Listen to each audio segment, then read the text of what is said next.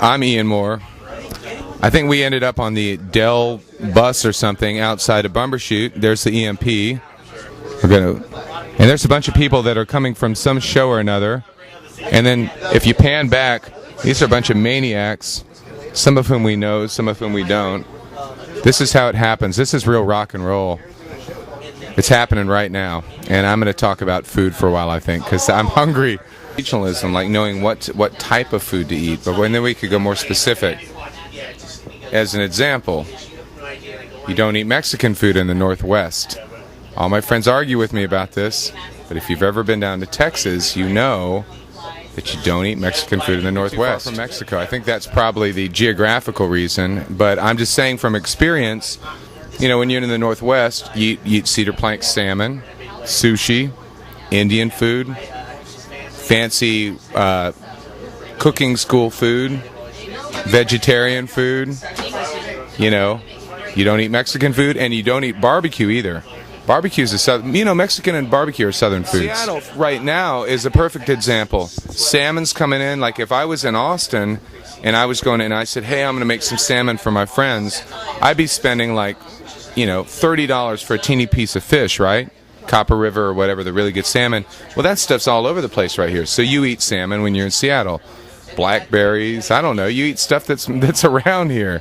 I mean, you really do. You eat local and you get the best food. There's good cheese here down at the market.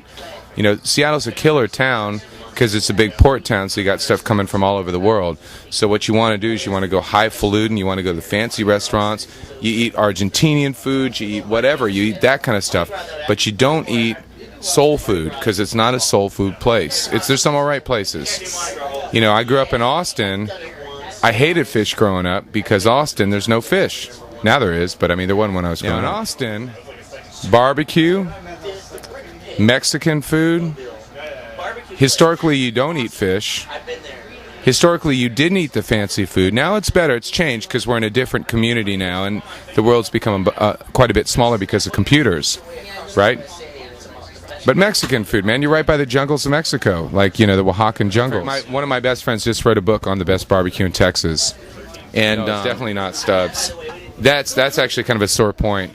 My buddies are the ones that started Stubbs, and those guys have nothing to do with Stubbs. Like, the real Stubbs barbecue was the worst barbecue in Texas, even back in the day. White people are dumb when it comes to black culture. I don't know if were you at the show at the arena thing here when the Roots played Bumbershoot, and the Roots didn't show up, and they went through half the concert with a bunch of white people, the Cube crowd, doing their white people like lift up the roof thing without knowing the Roots weren't there. So same thing with barbecue. Like, people buy into the mythology. The best barbecue in Texas.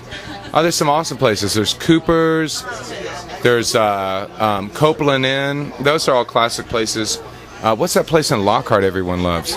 But yeah, Texas, it's all about hot links, beef brisket, or like, there's another place called Ruby's, but people don't like Ruby's because it's owned by white people. People want to go to a barbecue place with black people. It's kind of a racist thing, which it's a bunch of bullshit, but I mean, the reality of it is that good barbecue is good barbecue, right?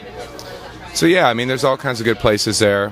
It's all about, yeah, brisket, hot links. If you go Mississippi, it's about pork. If you go north, St. Louis, pulled pork. I love talking about this shit. This is. I think I must be hungry. Yeah. So what we're talking about is like if you're on tour or you're traveling around, the key to eating is knowing what to eat where you are. If you're in Omaha, what are you going to eat? Steak, because there's beef everywhere. That's all they got, man. If you're a vegetarian, sorry, you know. It's like, say I'm doing a tour through Louisiana. There's no being healthy about it. It's about like eat tofu and vegetables for the week prior to going to Louisiana, because once you get there, you're going to drink for like 8 days straight, and then you're going to wake up and have like a blood-covered pork chop. You know what I mean? It's Louisiana. Like, it just depends on where you're going. So I always try to balance out a bit of hedonism with a bit of health. Makes me moderate. Yeah, I mean, that's how I do it. Boston. That's funny you mentioned that. So right after we played, I ran into this girl that used to work at the House of Blues in Boston, the first one. Back when the House of Blues was not like this corporate evil entity that sucked the souls of innocent bystanders. She was this really cool chick, took me up to... So this isn't straight up Boston. This is Providence. Right by Government Hill. Best red sauce in the whole country. Red sauce is American Italian food. So all of Government Hill is mob families. All the Gambino family. I don't know all the different mob families. I know whatever. And they all have competing restaurants. And man, the food there, the best Italian food. It's funny, my friend from Verona would kick my ass for saying this, but I would say the best Italian food in the world. It's badass. It's awesome. Boston's like one of those towns, kind of like Seattle or Portland. Nowadays, everything's got everything. Like, for instance, my cousin lives in Boston. Great Punjabi food. Why? MIT, Boston College, there's a lot of Indian people there because a lot of technical folks. So great Punjabi food, great red sauce, crab cakes, all the stuff you'd expect. I'm not so up on the crab cakes. I like them all right, so it's not my thing, I think it's always more interesting to talk about the towns where like Boston has good food, Seattle has good food, San Francisco, Austin.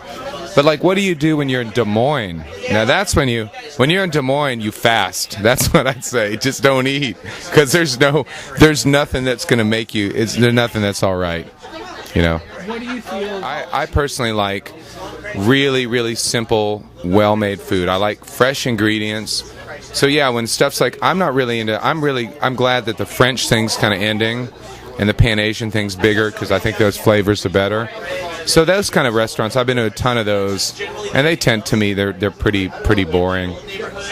I get real bummed out when I spend $150 on some kind of second-rate French crap.